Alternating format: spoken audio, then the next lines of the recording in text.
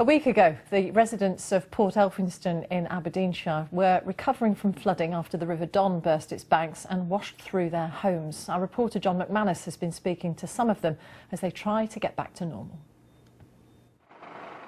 This is what Port Elphinstone faced 1 week ago. Water, unstoppable, crashing through the town. Families fleeing their homes with whatever they can take and by any means possible. Well, what a difference a week makes. The water's gone, and over the last 7 days people have been coming back into their homes to assess the damage to their goods and their property. The clean-up and the refurbishment is also underway, but really that's a process that's going to take a long time. Nobody will be staying here tonight. Their flood-damaged possessions thrown out, the interiors gutted. The floodwater sped past the front of this house, but it backed up at the rear.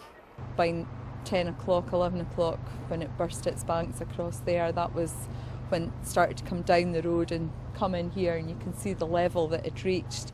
The community have rallied round, donating clothes, cleaning materials and food to the British Legion Centre in Inverurie. Go and give it to somebody that's in need is mainly what we're hearing, which is strange because they're actually the ones that are in need. Most of the people that we're dealing with are also what we call givers in the community, so they're used to giving things rather than actually taking. So what we've asked them to do is to take this time so that when they get back on their feet they can give later. Businesses too are trying to get back on their feet, like here at Keith Hall Business Park. We lost everything with obviously the depth of the water.